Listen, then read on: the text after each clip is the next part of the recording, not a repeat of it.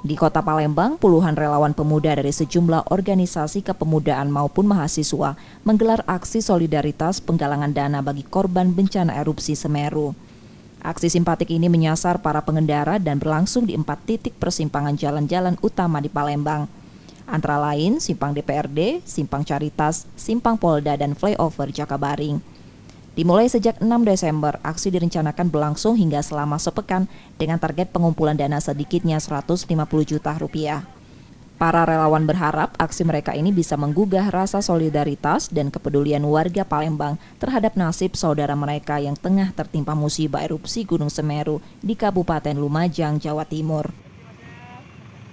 Dari hari pertama dan kemarin kami sudah mendapatkan kurang lebih 9 juta dana yang kami dapatkan, dan mungkin target yang kami ingin capai itu 150 juta.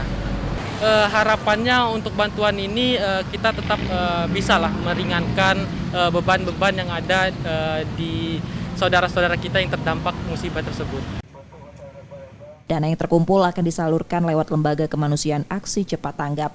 Tak hanya itu, relawan juga menerima bantuan berupa pakaian layak dan sembako. Seluruh bantuan akan digunakan untuk kepentingan penanganan korban terdampak bencana Semeru. Rizky Nurmizan, Kompas TV, Palembang, Sumatera Selatan.